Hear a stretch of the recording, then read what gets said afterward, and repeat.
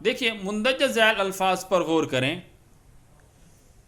ہلاکا باب ضرب و یضرب سے ہے، اس کا معنی وہ ہلاک ہوا. اہلکا باب افعال ہے، اس نے ہلاک کیا. جلسا وہ بیٹھا. اجلسا اس نے بٹھایا. تو پہلا جو مجرد ہے وہ لازمی ہے، وہ بیٹھا وہ ہلاک ہوا. اور یہ متعدی ہے، اس نے ہلاک کیا اس نے بٹھایا، یہ متعدی ہے. اب دیکھیں ثلاثی مزید فی کے الفاظ پر غور کرنے سے معلوم ہوتا ہے ان کے اصل معانی تو مختلف ہیں، مگر ایک بات ان میں مشترک ہے. ہر لفظ کا معنی مختلف ہوتا ہے، کوئی نئی بات نہیں ہے. دیکھیں اہلکا اس کا معنی اپنا ہے، اس نے ہلاک کیا. اجلسا اس نے بٹھایا، اپنا معنی ہے. ہر لفظ کا اپنا معنی ہوتا ہے، لیکن ان ابواب میں ان الفاظ کے اندر ایک بات آپ کو سیم نظر آئے گی کہ اس کے اندر جو ہے یعنی مشابہت ہے، ایک جیسے ہیں. اس کا معنی جو ہے مشترک ہے. ایک بات وہ یہ ہے کہ مذکورہ دونوں افعال فاعل پر پورے نہیں ہو رہے، بلکہ ان کو مفعول بھی کی ضرورت ہے. دیکھیں کیا مطلب، اہلکا اس نے ہلاک کیا، کس کو ہلاک کیا؟ یہاں پہ مفعول بھی کی ضرورت ہے. اجلسا اس نے بٹھایا، کس کو بٹھایا؟ مفعول بھی کی ضرورت ہے. تو اس بات میں اس چیز کے اندر جو ہے یہ دونوں افعال یہ مشترک ہیں، اسی کو خاصیت کہتے ہیں. یہ یاد رکھیے گا جو ہے کہ اسی بات کو خاصیت کہا جاتا ہے کہ اس کے اندر یہ اسپیشل ایک چیز موجود ہے، اسپیشلائزیشن ہے، اسپیشل ایک چیز موجود ہے. معانی تو مختلف ہیں، اجلسا کا معنی اپنا ہے، اہلکا کا معنی اپنا ہے، لیکن ایک بات ان میں ایک جیسی پائی جا رہی ہے کہ اہلکا بھی چاہتا ہے کہ مجھے مفعول چاہیے، کہ اس نے ہلاک کیا، کس کو کیا، پوری بات تب ہوگی جب مفعول آئے گا. اجلسا اس نے بٹھایا، کس کو بٹھایا، اس وقت بات پوری ہوگی جب مفعول بھی آئے گا. تو اسی بات کو خاصیت کہتے ہیں کہ جو بات ان افعال میں مشترک ہے تو اس کو خاصیت کہا جاتا ہے. تو یہ بات یاد رکھیے کہ ہر باب میں بھی کوئی نہ کوئی خاصیت ہوتی ہے، ہر باب میں کوئی نہ کوئی خاصیت ضرور ہوتی ہے، اور وہ خاصیت اس باب کے اکثر الفاظ میں پائی جاتی ہے. یہ بھی یاد رکھیے گا. ایسا نہیں ہے کہ ایک باب کی ایک خاصیت ہے، فار ایگزامپل تعدیہ کا معنی ہوتا ہے کہ مفعول بھی کی ضرورت ہوتی ہے اس باب میں الفاظ کو. تو یہ ضروری نہیں ہے کہ اس باب کے ہر لفظ کو تعدیہ اس میں پایا جائے گا، یہ کوئی ضروری نہیں ہے. تو یہ وہ خاصیت اس باب کے اکثر الفاظ میں پائی جاتی ہے، تمام الفاظ میں پائے جانا ضروری نہیں ہے. ایک ہی خاصیت مختلف ابواب میں بھی پائی جاتی ہے. ایک ہی خاصیت ہے تعدیہ فار ایگزامپل، تو وہ باب تفعیل میں بھی ہو سکتی ہے، افعال میں بھی ہو سکتی ہے، تفاعل میں بھی ہو سکتی ہے. ایک ہی خاصیت ہے وہ مختلف ابواب میں بھی پائی جا سکتی ہے، اس سے بھی کوئی حرج نہیں ہے. اور خاصیات کی مکمل بحث اصطلاحات کے آخر میں پڑھیں گے انشاءاللہ. فعل رباعی، یہ تو آپ نے پڑھا فعل ثلاثی کہ ثلاثی فعل تھا، اسے ہم نے مزید فی بنایا، اس کے 12 باب بنے. بعض جگہ پر ہم نے ایک حرف زائد کیا، بعض جگہ پہ 2، بعض جگہ پہ 3. تو اس طرح ٹوٹل ثلاثی مزید فی کے 12 ابواب بن گئے. ابھی ہم پڑھتے ہیں فعل رباعی. وہ فعل ہے جس میں 4 حرف اصلی ہوں، جیسے دحرجہ. فعل رباعی کی 2 قسمیں ہیں، رباعی مجرد، رباعی مزید فی. رباعی مجرد وہ ہے جس کی ماضی کے پہلے صیغے میں 4 حروف اصلی سے کوئی حرف زائد نہ ہو، یعنی جس کے مادے میں ہی 4 حرف پائے جاتے ہوں. مادہ ہی 4 حرفوں کا، اس کی 2 صورتیں ہو سکتی ہیں.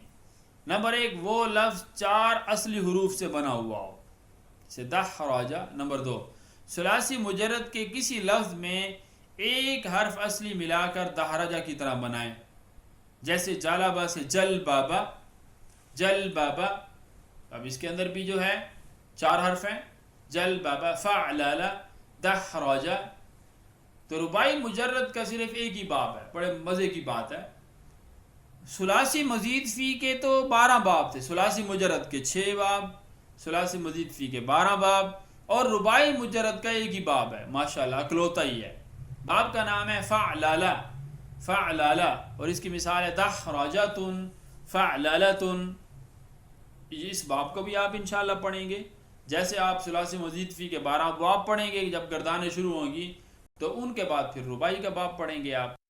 رباعی مزید فی دیکھیے، رباعی مزید فی وہ ہے جس کی ماضی کے پہلے سیغے میں 4 حروف اصلی سے کوئی حرف زائد ہو، جیسے آپ نے ثلاثی مزید فی پڑھا تھا، ایسے ہی رباعی مزید فی ہے کہ جس میں 4 حرف اصلی سے کوئی حرف زائد ہو، جیسے تدحرج، دحرج ہے، دحرج میں 4 حرف ہیں، اور تدحرج میں تا جو ہے زائد ہے، 4 حرف اصلی میں سے ایک حرف زائد ہے، تو اس کو رباعی مزید فی کہتے ہیں۔ تو رباعی مزید فی کے بعد افعال میں ایک حرف زائد ہوتا ہے، بعد افعال میں 2 حرف زائد ہوتے ہیں۔ دیکھیے اس باب کی ماضی میں ایک حرف زائد ہے، تفعل، تدحرج، اس کی ماضی ہے تدحرج، تدحرج یا تدحرج، تو اس میں ایک حرف جو ہے وہ تا ہے۔ درج ذیل ابواب کی ماضی میں 2 حرف زائد ہیں، یہ بھی دیکھیے، یہ رباعی مزید فی کے ابواب میں، تو یہاں پہ جو ہے وہ 2 حرف زائد آ رہے ہیں، 4 اصلی ہیں اور 2 زائد۔ افعنلال، احرنجام، دیکھیں الفاظ بڑے بڑے ہوتے جا رہے ہیں، بڑے بڑے ہوتے جائیں گے۔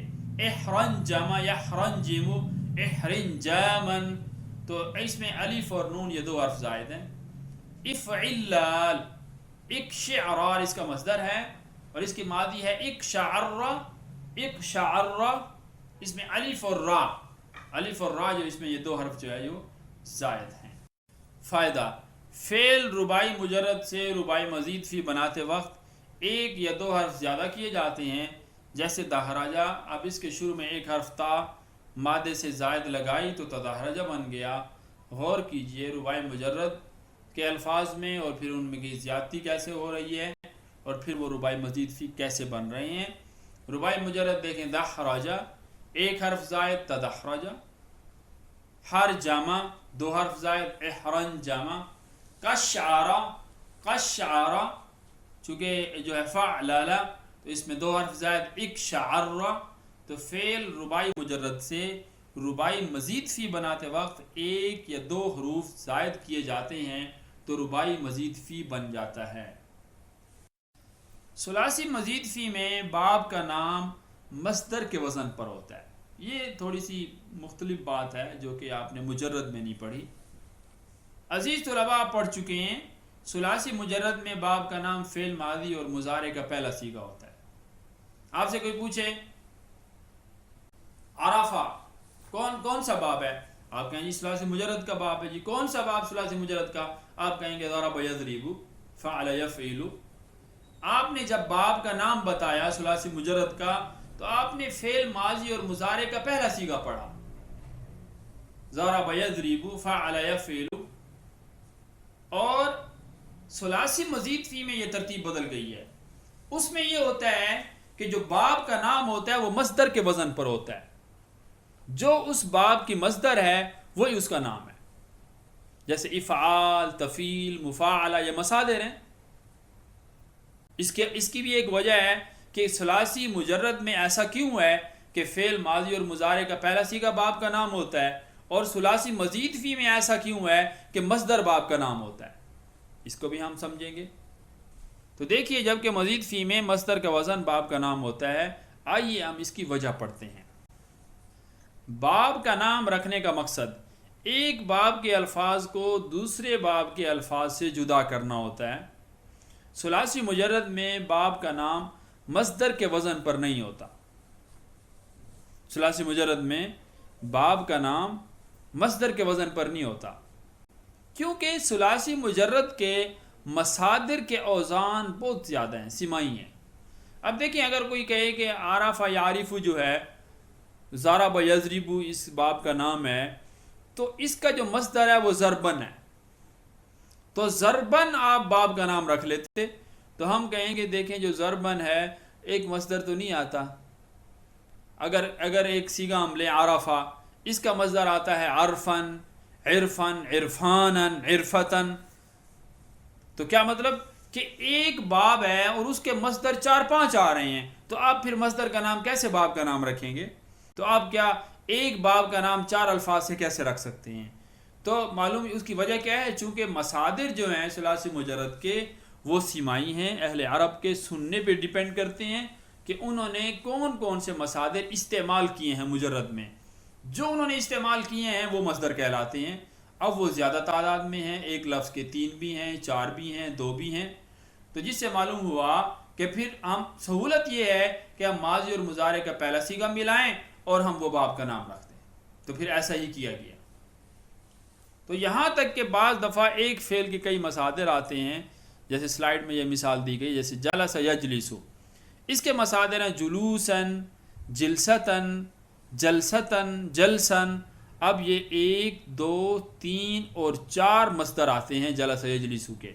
تو اگر ہم یہ کہتے ہیں کہ اس باب کا نام ہے جلوسن، تو پھر جلستن کہاں جائے گا، جلستن کہاں جائے گا اور جلسن کہاں جائے گا؟ تو اس چونکہ یہ سیمائی ہیں، زیادہ ہوتے ہیں، تو اس لیے مجرد کے اندر جو ہے باب کا نام مصدر کے وزن پر نہیں رکھا گیا. تو معلوم ہوا کہ باب کا نام مصدر کے وزن پر رکھنے سے یہ مقصد جو کہ ہے، یعنی ایک باب کے الفاظ کو دوسرے باب کے الفاظ سے جدا کرنا حاصل نہیں ہو سکتا. جبکہ ثلاثی مزید فی، رباعی مجرد اور رباعی مزید فی میں ثلاثی مجرد کی طرح باب کا نام ماضی اور مضارع کا پہلا صیغہ نہیں ہوتا. یعنی اکرم یکرم ایسا نہیں ہے کہ کوئی کہے جی آپ سے کہ یہ اکرم کون سا صیغہ ہے، آپ کہیں جی فعل ماضی، وہ کہے جی یہ باب کون سا ہے، آپ کہیں جی یہ باب ہے اکرم یکرم. ایسا نہیں ہے، بلکہ یہ باب ہوگا باب افعال. اکرم یکرم کا وزن افعل یفعل، اور صرف یصرف اس کا وزن فعل یفعل، دحرج یدحرج اس کا وزن فعلل یفعلل وغیرہ.